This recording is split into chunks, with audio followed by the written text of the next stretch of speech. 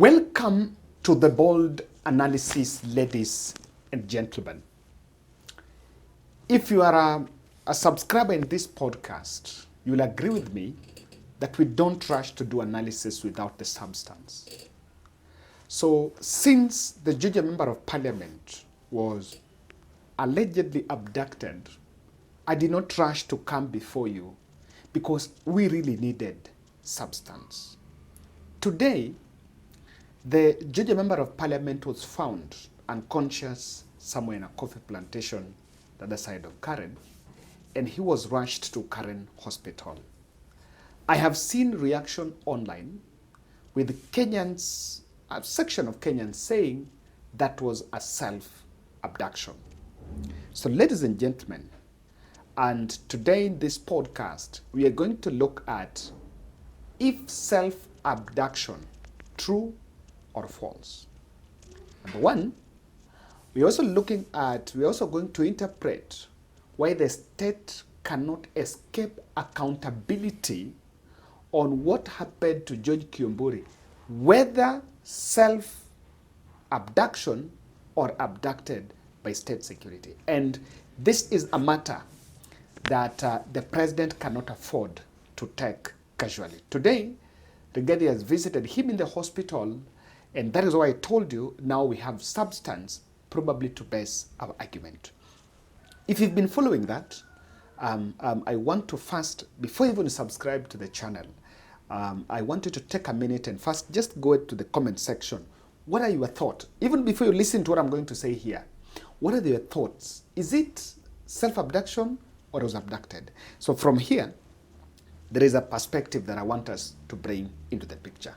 First, subscribe to our channel, click the notification bell and like our videos, and thank you very much for watching this podcast. In this podcast, as I tell you, you need to subscribe because here we don't rush. Here we make sure we make the research as comprehensive and factual and objective as possible. Let us first start with this video. This is the video of George Koimburi wailing and crying when he was found in a place. It is the 11 seconds video. This video emerged earlier today on Monday morning, and the junior member of parliament was rushed to Karen Hospital. Kwa sababu sijui huyo ndio mchana. Mimi alikuwa pale anaitana hivi. Mimi unajua lugha yake sielewi. Ametoa mtu kwa sababu sijui huyo ndio mchana. Mimi alikuwa pale anaitana hivi. Mimi unajua lugha yake sielewi. Ametoa. Now, it is, people have analyzed that video. First, yes, he's crying. Seemed to be in pain, na akona nguo zake intact mpaka na viatu had been dropped, allegedly dropped there.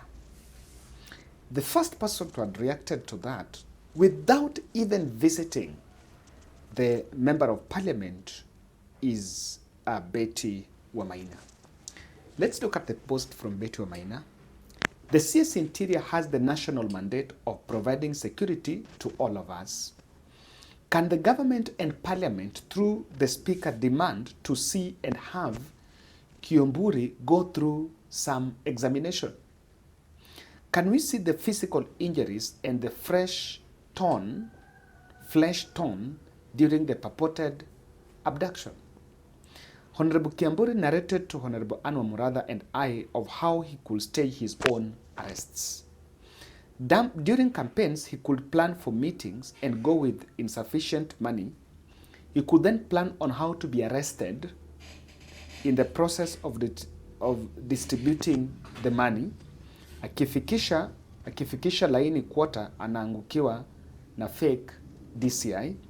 They could put him in some handcuffs and put him in Subaru only to release him after exiting the ground. Okay. So many unsubstantiated claims from Betty Wamaina. Number one, it is true, it doesn't need, I don't think the speaker needs anyone's approval to visit the MP. even herself, she can visit the MP. That's number one. Number two, on staging on arrests is an account that has also not been substantiated, but it can be used to push that narrative on self-abduction. And I'm not discrediting the self-abduction. The third issue is about the abduction at campaigns.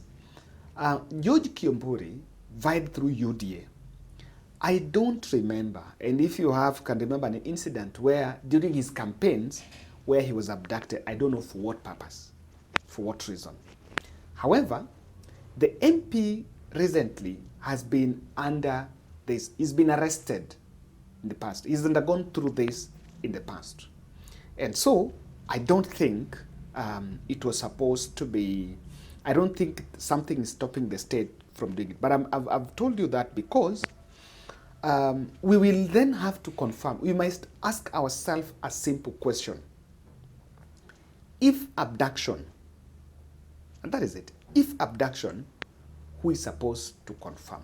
Before I break down that, Rigathi actually visited that place, visited him in the hospital, in Karen Hospital.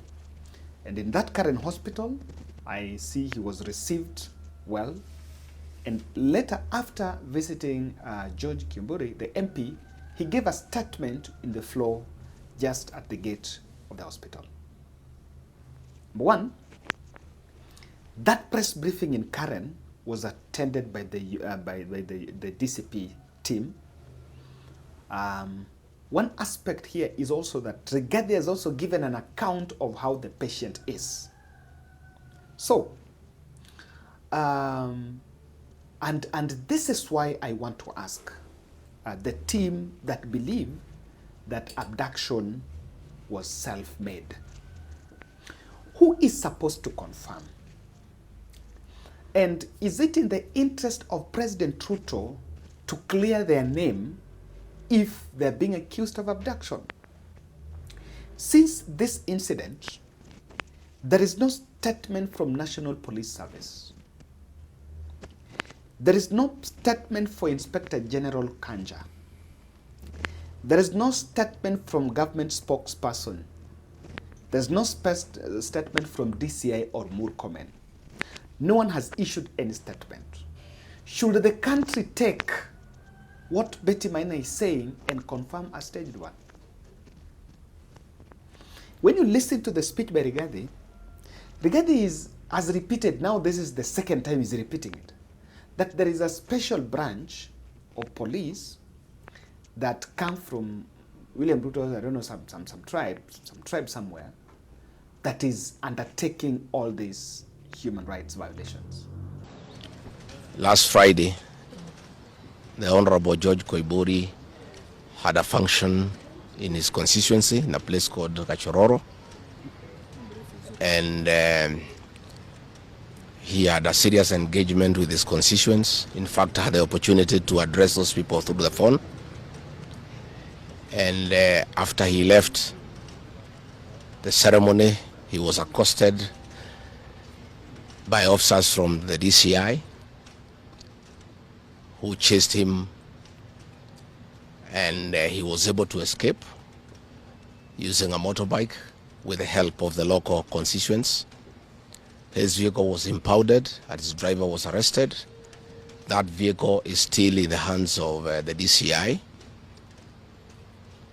And on Sunday, when he was in church, immediately after the service, 2 undercover agents of a killer squad that has been put in place to deal with elected leaders who are not supportive of William Ruto abducted him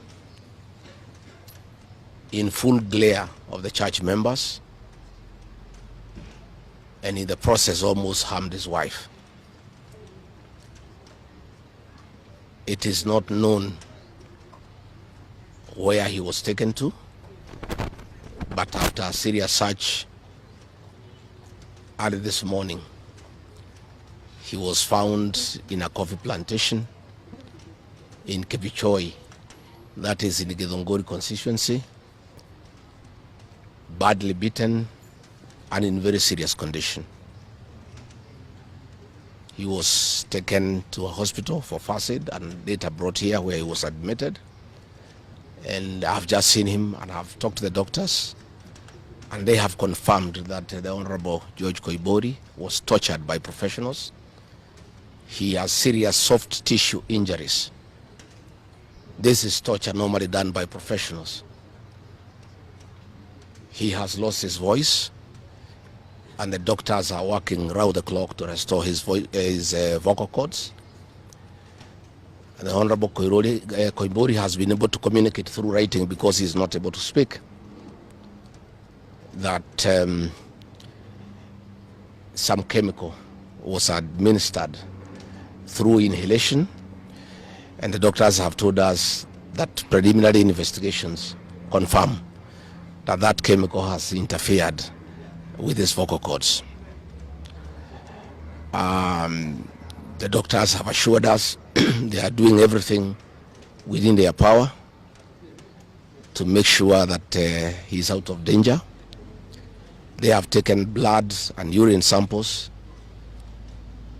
to private laboratories, different ones, so that they can establish what could have happened in Martha's poisoning.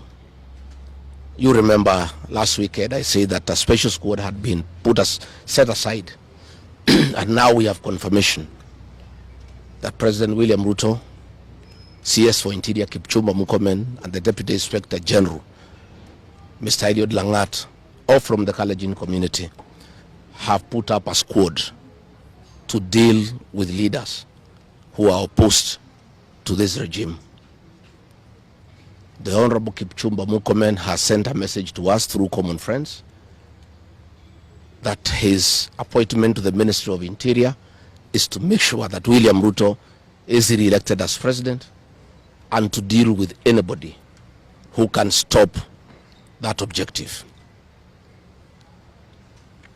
Officers from the National Police Service has confirmed to us that a special squad of 20 police officers from the Nandi sub-ethnic community are the ones behind the abduction of George Koimburi, and they are the ones that were deployed in Kakamega to target the Honorable John Methu and Karungo Athangwa. Specifically, there were about 300 police officers who were deployed in Kakamega, but 20 police officers from the Nandi sub-ethnic community under the direct command of the Deputy Inspector General, Eliud Langat, and reporting to Kipchumba Murkomen and William Ruto, had been assigned to harm the Senator for Nyandarua and the Senator for Kiambu because of their vocal stand against this regime.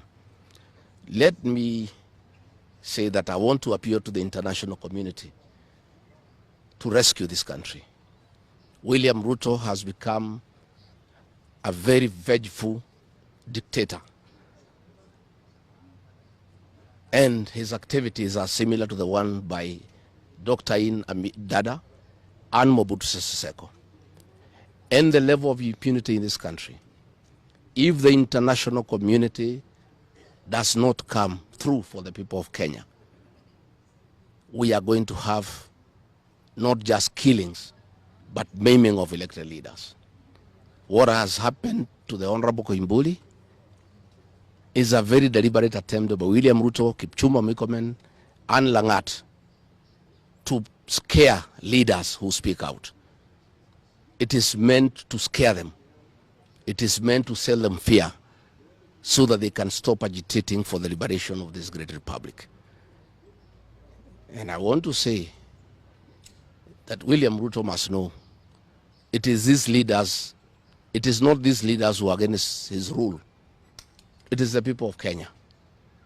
These leaders are simply articulating what the people of Kenya are saying. And even if he targets these leaders to kill them, to maim them, he cannot do the same to each and every Kenyan. And I want to tell him to stop spreading the narrative that the rebellion against him is coming from the people of Mount Kenya region. This rebellion is across the country, from Western Kenya, Coast Province, Northeastern, Nyanza, including his native North Rift and South Rift. Members of the Kalenjin community are also up in arms because of the misuse of public resources, mismanagement of the economy, and the fact that there is no work going on in this country. So let me appeal to the international community to take a great interest in what is happening in Kenya. And we have seen what is happening in the neighboring countries, in Tanzania, the suppression of civil society. And all those things are stemming from here in Kenya. William Ruto has become intolerant. He cannot take criticism. And the reality of one term is slowly sinking into him, that has sent him into serious desperation, that he has now formed a killer squad of his sub-ethnic community of the Nandi to deal with leaders. Let me ask the people of Kenya to be calm. I want to ask the supporters of the Honorable Koimburi to stay calm. We'll do everything possible to make sure that we are more careful in the face of the repression that is going on. You are aware that members of parliament opposed to this regime, their bodyguards have been disarmed so that they stop going for meetings and feel vulnerable. But it is very clear why they have been disarmed is to allow members of that gang that has been formed by the president to abduct them and to threaten them. And if anything happens to these members of parliament, to any leader in this country opposed to William Ruto, the president will be held to account. And let me tell William Ruto, people of Kenya cannot elect you by force. They elected you on their own free will. You are a popular leader 3 years ago, and you messed yourself up through bad governance, one-man rule, theft of public resources, wanton corruption, and tribalism. You cannot blame any of us here for the situation you find yourself in. The one-term movement is unstoppable, and there is nothing the president can do. He can kill these leaders, he can abduct them, he can torture them, but he cannot do that to all the people of Kenya. So I want to urge members of parliament and senators and others not to give up. Nobody can die from morning to evening. You can only die once. And the tree of liberation will be watered by blood. The Honorable George Koimburi is a hero of. It has alluded to Medu, or rather the attack in Kakamega, and has also alluded to this one. These are very weighty matters. Very weighty matters. And I believe, and when you listen to Rigathi, he said that Kanja is not involved. He's actually absolved Kanja from that. So when, and I keep on saying, when such a matter is raised, is it comfortable? You just go to rally, an event somewhere and say, huyo mjenga, huyo nini, huyo nini. Well, these things are still sinking on people's mind. You need to ask yourself a question. And government should, and I think NPS should clarify. Is there a special branch doing anything? Is there a special branch that has been formed since Murkomen came to power? Murkomen, since he took over that docket, has been facing a lot of criticism from Rigathi Gachagua. And I see attack there, attacking the personality of Rigathi. But one thing that has happened is Rigathi has had fodder on what to say about who, especially when he's talking about government. So even the Speaker of the National Assembly, is the employer, the bosses of those MPs. No, even a single member of parliament from the government side or from the UDA side even the majority leader, even to try to go there and visit that MP. That has not happened. So it would have been, you get a higher believability of self-abduction when you show effort. Why are the police out of it? Probably if they will be asked, they will say, we are not responsible. We are not involved. Or will say, we don't want to give it the profile. Even the DCI is yet to respond on this. And I'm saying from this place. Rigathi went to the Karen hospital and gave his bombshell on what exactly that is going on. I'm convinced, my position here is, whether self-abduction, self-made abduction, or abduction aided by other factors, be it the state or other people, the responsibility rests with the state. The responsibility rests with the state. And I see bloggers that have been probably facilitated to try to run the narrative that, you know, the MP staged his own abduction. It is comfortable to run it that way.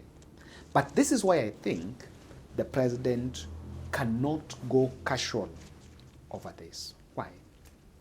Do you know in this Nairobi, an MP was shot in a city roundabout? Do you know an MP was shot in the roundabout? And to date, after abracadabra, the perpetrators have gotten away with it. So if in this country people saw an MP was buried after being shot in the roundabout, what will make them not to believe that an MP can be abducted? You know, it's not like it's something out of usual. Yes, someone will say an MP cannot go through that. I've seen Betty Maina asking if he was abducted, why not torn flesh? So, is Betty Maina the person in the script on what happens to those who are abducted? Come on. Is it? And Rigathi is alluding to a chemical. You know, those confirmations need to be given. And I was asking, immediately report imetoka kwamba amepatikana.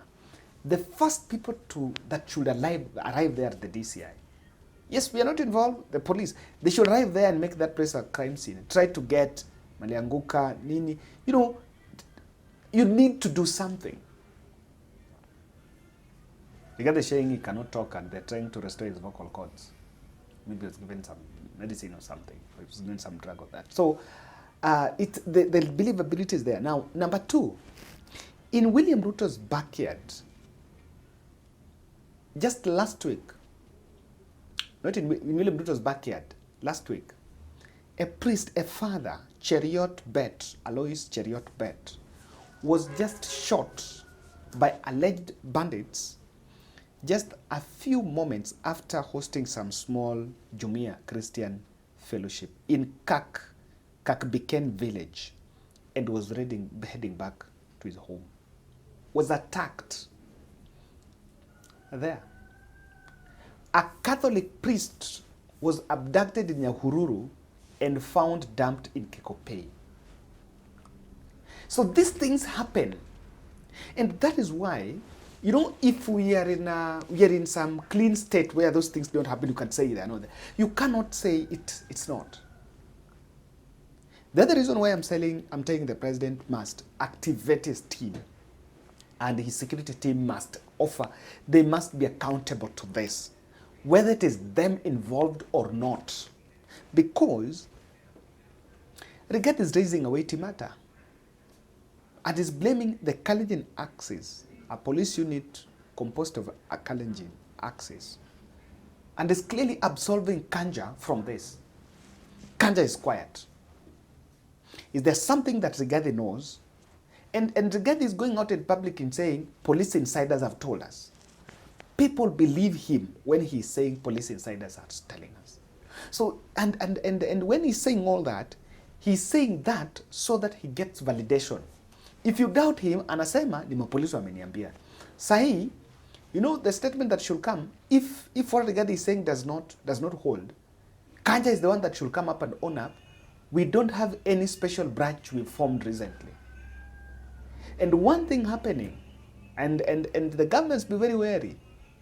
Do you think Kanja was comfortable that after people were killed in do you think Kanja was comfortable that after people were killed in Kedong, in Narok, Arun Cheriot went there and actually lectured Kanja on that killing, on police killing, while at the same time there was a land tussle? The people have been going after Kanja. Rigathi is saying Kanja is out of it. The DIG is the person that has formed that unit. So, you know, and this is creating fear. In fact, let me say this. I'd say president must be, because even criminals can take advantage and stage this and say, you know, and it to be said, you know what, it is that grouping that Rigathi says. Now, these are the things I say, you cannot rubbish them by saying tribalist, stupid, what. You just need to come out and activate. And William Ruto must ask himself, why is it that the NPS, all the others are quiet? Abductions have always happened in this country. Remember, Gen Zs were abducted. It happens. So this is why, when you have such an incident, you cannot have a laid back. You cannot use the laid back strategy. Probably you can say, we don't want to give it a profile. We don't want it to make news. That's not the point. The people are looking at it. What an issue. Oh, iko hivi. And again, it has a believability level. A higher believability level compared even to the president and his deputy. So this one, I think someone needs to come out and say something. Thank you.